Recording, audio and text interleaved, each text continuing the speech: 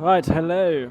Hello. Hello. Hello there. So I've just finished my second year of climbing, and this is how it's gone. At the start of the year, I set myself some goals. First goal I set myself at the beginning of the year was to send a 7A outdoor boulder. To be honest, I was very optimistic about this, and I spent a lot of time outdoors this year. Didn't actually send I've probably sent like 10 to 15 boulders throughout the whole year, because I just spent days either sunbathing or just spending time on projects, but just having fun outdoors really.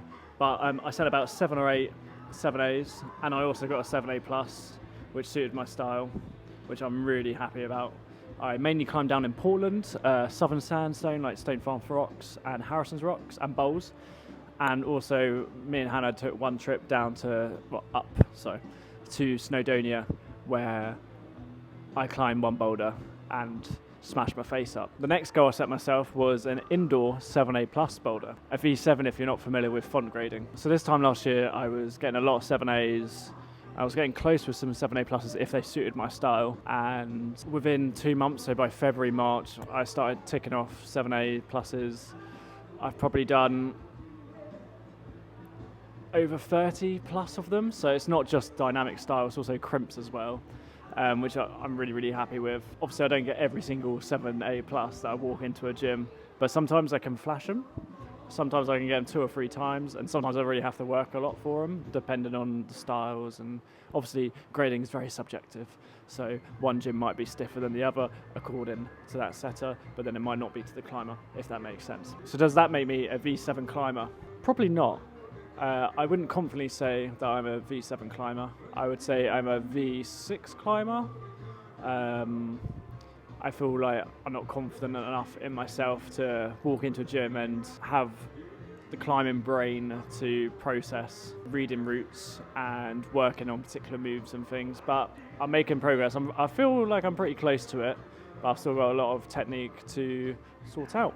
Ooh. And I also sent a 7B plus indoors. I got that second or third attempt, so it was actually like really dynamic, and it just suited my style. And I was just feeling myself a little bit about it, which was good. I also had a goal of climbing in Fontainebleau this year. Safe to say that has not happened, but very hopeful that next year I will be heading out there. Okay, so my goals for next year. My first goal is to travel to as many places and just have complete exposure to outdoor climbing and try different rocks and different styles. Yeah, basically just expose myself to as much climbing as I can outdoors, because obviously majority of the time I'm an indoor climber, so naturally when I go outdoors I find it a lot stiffer. Probably the whole of the climbing community agrees with me of that sense, but I want to just expose myself to as much climbing as possible. I would love to really I've sort of got out of the mindset of being like really grade hungry. This completely contradicts everything I'm just about to say, but I want to send loads of V7s and then start pushing it. I just want like a better like average bar for myself really. Base, a better base, a buttery biscuit base. For the last like 3 months I've been working a lot more. So I used to work not part-time, it was like 30 hours a week. But recently I've been working 40 to 50 hours, and yeah. So my next goal is to be more consistent with climbing, and also with making YouTube videos. Like I really enjoy making YouTube videos, and just like sort of that process of editing. Don't get me wrong, it gets really boring, but I like sort of looking back on things. So when you're watching this video, I'm currently away in Asia? No, I've been to some part of Asia, but I will be in Australia when you watch this video. So I've actually recorded about 10 to 15 YouTube videos all ready to go. So I want to stay consistent with that and just post my process online really. I'm not trying to be like an insane climber or be the best or anything, but if it can inspire anyone to like just go climbing or help anyone in any way. I don't think I'm a coach in any way. I don't want to be a coach in any way. I'm nowhere near confident enough in my own ability to coach someone at all. I hope it can help it in some way. So what are my favourite climbs of the year?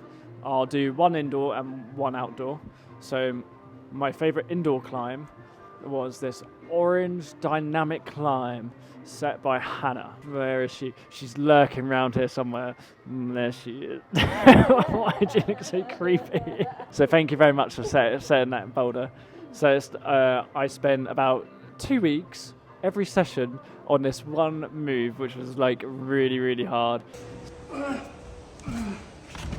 So it was like it's like a dynamic move which I've never tried before. So it was like a cross, and then it was a big push up, and then plant the right foot on the tiny little hold. I can't tell you how hard that was, and even the top was very hard. So I don't know if anyone else in the gym actually sent it. They may have, but not as far as I know. It was really, really hard. We graded it. Did we grade it 7A? Stiff. It's not 7A. Dynamic moves are hard to grade, but it was fucking hard. I don't know anyone besides George who actually did it. I've never felt so good after sending a climb, and as you can see, me and Sophie were absolutely ecstatic. Okay, so favourite outdoor climb is got to be when I went up to Snowdonia and I got the Pinch, which is a massive freestyle classic in Snowdonia. It's in the Sheep's Pen. I cocked up the mantle, and I haven't really seen that many people do any dynamic. I've seen a few betas of people doing dynamic videos, dynamic beta, on there. But I just made it work for me, and that was really, really fun. And that was my first V7 outdoors, so I'm really happy with that. Okay, so now onto the fun part. What have been my favourite falls of the year? So I'll do a top 3. So in the third spot, I was climbing down at Portland on grizzly style. It was really tricky underneath, and I only had 2 mats, and so I pulled my mat out a little bit more because I was confident I wasn't going to drop the bottom. What did I do? I dropped the bottom. My back! Oh, shit. Fucking mat.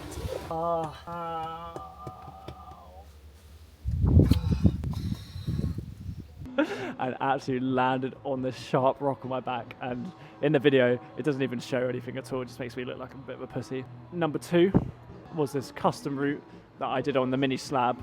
Oh my god, this route I fell in love with. It was so good. I just tried it all the time.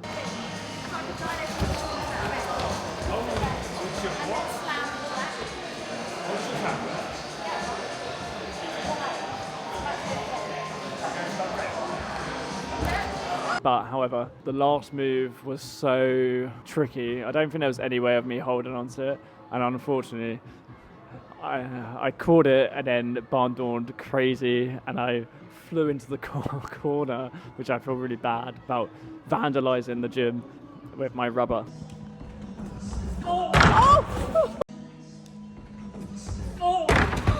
But that could have been really, really bad. On the number 1 spot is the viral hit of me falling off the rock onto my head in Crocs. Actually, I can just step back onto this. Maybe. Yeah. Oh, my head! Oh god, oh god. Oh, shit. Okay. Shit, are you okay? Yeah. Oh. And Hannah had people from Australia who she knows message her and recognise her in the video and stuff. And it sort of, I got a lot of hate. So much hate for that video. But I do not know how I came away from that unscathed, really. I've got a little scar on my head, and I was climbing back to normal within 2 weeks, which is absolutely mental. There's that. What has climbing taught me this year? I need a better head game. I need to stay more positive. I think sometimes I definitely got in my own head with when you're having a bad session and letting it affect you.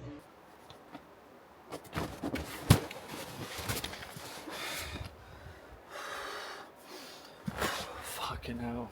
I think I'm definitely in now of okay, right, I might fail on a climb and come off it, but I'm definitely learning the thought process in between taking a positive away from the session or from the climb. And I'm definitely going to be taking that going forward. But yeah, that's my year. If you have any YouTube video ideas or suggestions, please feel free to comment, as I'm always in need of videos, and I don't mind doing anything. Well, I take that back.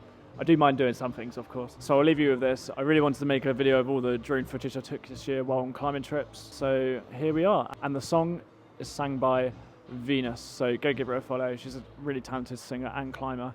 You already might know her. But yeah, I hope you have a great year, and thank you for watching, and ciao ciao. Bye-bye. Bye. Bye. I've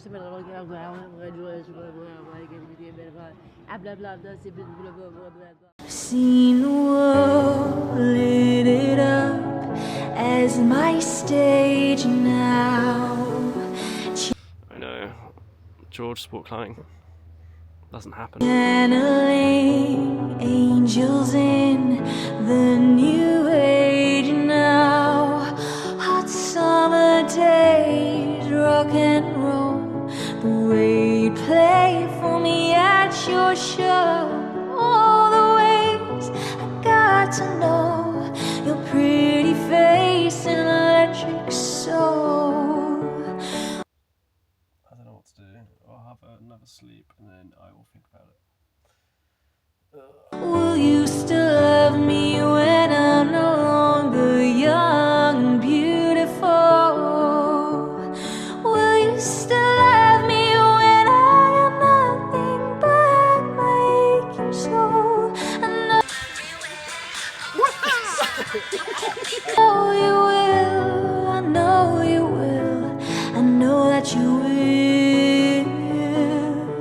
Will you still love me when I'm no longer beautiful?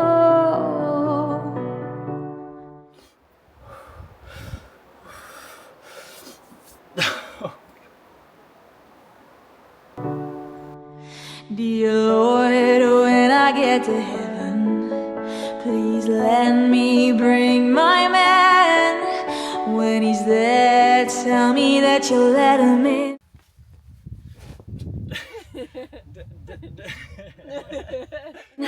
Father, tell me if you can.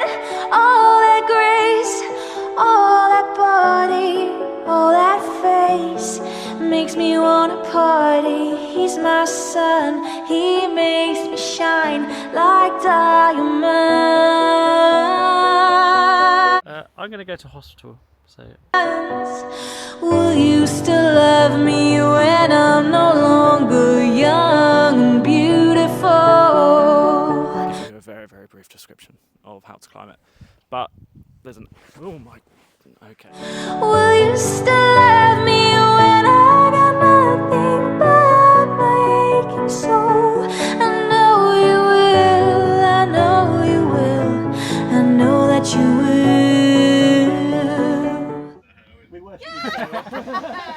Okay, I'm going, boys. You got this, Sarah. I'm just gonna go for it. Come on, count it. Come on, baby. You got this, Sarah. Come on!